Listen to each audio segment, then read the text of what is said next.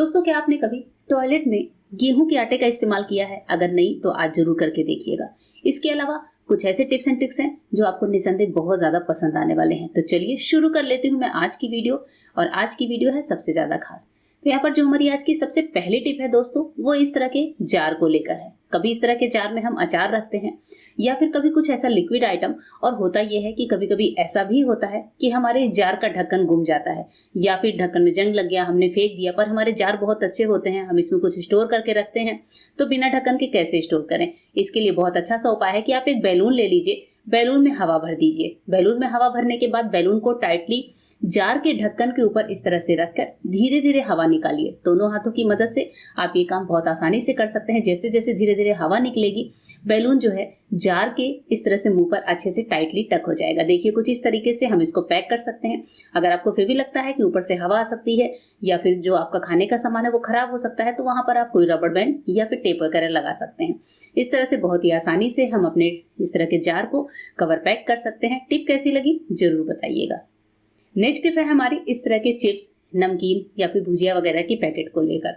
कभी कभी हम लोग बच्चों को देते हैं या फिर ये पैकेट को खोलना कभी कभी बहुत ज्यादा मुश्किल होता है, हाथ हमारे स्लिप करते हैं या फिर हमेशा हमारे पास सीजर वगैरह नहीं होता है। इसके लिए बहुत अच्छा सा उपाय है, आपको 2 कॉइन की जरूरत पड़ेगी। 2 कॉइन ले लीजिए और कॉइन को आपको जहां से भी पैकेट को फाड़ना हो वहां पर इस तरीके से आगे पीछे से, यानी कि एक कॉइन को आगे के साइड, एक कॉइन को पीछे के साइड रखकर दबा दीजिए। जैसे ही आप दबाकर पैकेट को खींचेंगे तो हमारी जो नमकीन या चिप्स का पैकेट है वो बहुत ही इजीली ओपन हो जाता है। कुछ इस तरीके से देखिए, आपके सामने ही मैंने ओपन करके दिखाया है। अब जब इसको इतनी आसानी से ओपन हो जाता है तो खाने का मजा भी बढ़ जाता है। होप करती हूँ ये टिप भी आपके काम आएगी। बढ़ते हैं अपनी नेक्स्ट टिप की तरफ। हमारी नेक्स्ट टिप है इस तरह के मफिन की ट्रे को लेकर है। मफिन की ट्रे, हमेशा तो हम मफिन बनाते नहीं है, पर हमारी जो ट्रे होती है वो हमेशा हमारे पास पड़ी होती है। इसके लिए एक अच्छा सा उपाय है, मफिन की ट्रे को आप इस तरह से अलग अलग तरीकों से इस्तेमाल कर सकते हैं। आप इसमें कप रख सकते हैं, बोल रख सकते हैं या फिर चाय के ग्लासेस रखते हैं, पानी के ग्लासेस रख सकते हैं और इसका इस्तेमाल कर सकते हैं। इसे आप किचन स्लैब पर रख सकते हैं या फिर घर में एक जगह सब लोग इकट्ठा हैं, आपके पास ट्रे नहीं है, तो आप इस तरह के मफिन के ट्रे का इस्तेमाल करके बहुत इजीली अपने काम को आसान बना सकते हैं और ये ट्रे आराम से आप यूज भी कर सकते हैं। होप करती हूँ ये भी टिप आपको पसंद आई होगी। नेक्स्ट टिप है दोस्तों हमारी स्क्रबर को लेकर। हमारे पास जो इस तरह के स्पॉन्ज होते हैं, स्क्रबर्स होते हैं बर्तन धुलने वाले, आपने देखा होगा कि इनमें से पानी हमेशा जो है चूता रहता है। हम इसे कहाँ रखें? बर्तन धुलने के बाद ये हमारे टैप के आसपास कहीं ना कहीं फैले पड़े होते हैं। इसके लिए बहुत अच्छा सा उपाय है कि जब भी आपको बर्तन धुलना हो, आप नया स्पॉन्ज निकाल रहे हो, तो एक छोटा सा काम कर लीजिए। आप इस स्पॉन्ज में छोटा सा एक कट लगा दीजिए। उसके बाद से आपके पास कोई मैग्नेट हो पुराना, जैसे मेरे पास ये इस तरह का एक मैग्नेट था। मैग्नेट चाहिए होगा तो कोई सा भी छोटा सा भी मैग्नेट का टुकड़ा चलेगा। मैग्नेट को आपको इस स्पॉन्ज में अच्छे से डाल देना है। देखिए, मैं कुछ इस तरीके से डाल रही हूँ। आप जो फोम वाला स्पॉन्ज होता है उसमें भी ये काम कर सकते हैं। मैग्नेट को डालने के बाद लेकर चलते हैं इसे सिंक के पास। करना क्या है चलिए बताती हूँ। अब हम लोग जैसे सिंक में बर्तन धुलते हैं, स्पॉन्ज से कभी सिंक को वॉश किया या बर्तनों को वॉश किया। अब ये जो स्पॉन्ज होता है इसमें पानी भर जाता है, कितना भी निचोड़ें।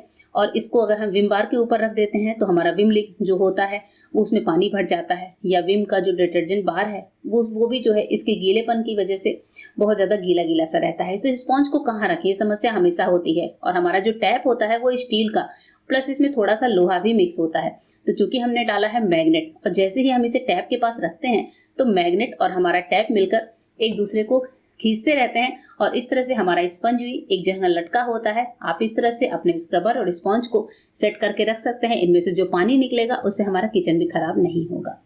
नेक्स्ट टिप है दोस्तों टॉयलेट को लेकर। टॉयलेट क्लीनिंग से हर लेडीज परेशान होती है। हर घर में जमादार भी नहीं आते और टॉयलेट हर दूसरे तीसरे दिन गंदा हो जाता है। कभी कभी ऐसा भी होता है कि हार्पिक का खर्च बहुत ज्यादा बढ़ जाता है। कभी अगर घर पे हार्पिक नहीं है, अचानक आपको टॉयलेट क्लीन करना पड़ रहा है, तो इसके लिए बहुत ही सिंपल, एकदम कम पैसे का बहुत अच्छा सा उपाय आज आपके साथ शेयर कर रही हूँ। जब भी आपके टॉयलेट में पीले पीले दाग पड़ जाएं, कुछ इस तरीके का आपको लगे कि बहुत ज्यादा पीलापन हो रखा है, तो यहाँ पर मैं आ चुकी हूँ अपने किचन में। हम लेंगे थोड़ा सा गेहूं का आटा।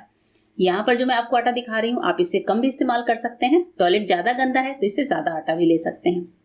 क्योंकि हम कटोरी को लेकर नहीं जा सकते टॉयलेट में, तो मैंने उसको न्यूज़पेपर पर रखा है। इसके अलावा हमें चाहिए होगा व्हाइट विनेगर। व्हाइट विनेगर वही है जो हम चाउमीन वगैरह में इस्तेमाल कर सकते हैं। थोड़ा सा इस कप में मैं व्हाइट विनेगर ले लेती हूँ, तो लगभग हाफ कप भर के हम ये विनेगर ले लेते हैं और चलते हैं अपने टॉयलेट में। विनेगर को सबसे पहले हमें अपने टॉयलेट में डाल देना है। ध्यान रखना है कि टॉयलेट इसके बाद कम से कम 1 से 1.5 घंटे तक कोई इस्तेमाल ना करे। विनेगर को डालने के बाद अब हमने जो अपना फ्लोर लिया है यानी कि गेहूं का आटा, इस गेहूं के आटे को आपको पूरे पॉट में अच्छे से स्प्रिंकल कर देना है। जहां जहां आपको लगे कि पीलापन ज्यादा है, जैसे मुझे भी जहां पर लग रहा है कि पीलापन ज्यादा है, वहां पर मैं अच्छे से स्प्रिंकल कर देंगी। ये जो टॉयलेट का पार्ट है उसमें हम अच्छे से स्प्रिंकल कर देते हैं। चारों ओर भी आप डाल सकते हैं, जहां पर पीलापन ज्यादा है वहां पर भी डाल सकते हैं। तो लगभग 1 से 1.5 मुट्ठी गेहूं का आटा मैंने यहाँ पर अपने पॉट में डाला है। पॉट का ढक्कन लगाएंगे। 1 से 1.5 घंटे मैं इसे छोड़ देती हूँ। आपके पास टाइम कम है तो आप इसे 1 घंटे के लिए भी छोड़ दीजिए। 1 घंटे के बाद ढक्कन को हटाते हैं तो आप देख रहे हैं कि आटा जो है अच्छे से इसमें पॉट में लगकर सूख चुका है। अब हम क्या करेंगे, सबसे पहले एक बार फ्लश को ऑन कर देते हैं, जिससे जितना आटा एक बार में निकल सकता है वो निकल जाए। इसके बाद भी आप देखेंगे कि कुछ आटा जो होता है वो पॉट में लगा रहता है, तो उसको छुड़ाना जरूरी होता है। तो मैं यहाँ पर शावर से कर रही हूँ, आप यहाँ पर ब्रश का भी इस्तेमाल कर सकते हैं। मैं भी ब्रश से क्लीन करूंगी।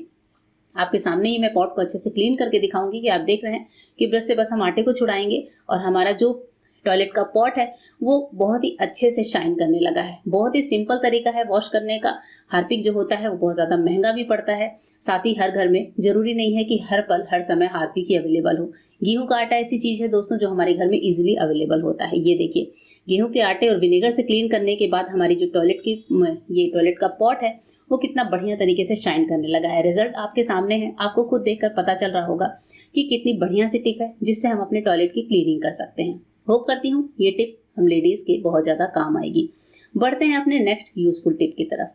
नेक्स्ट यूजफुल टिप है नमकीन के पैकेट को सील करने को लेकर, या फिर किसी भी तरह के इस तरह के प्लास्टिक का जो पैकेट होता है उसको सील के लेकर।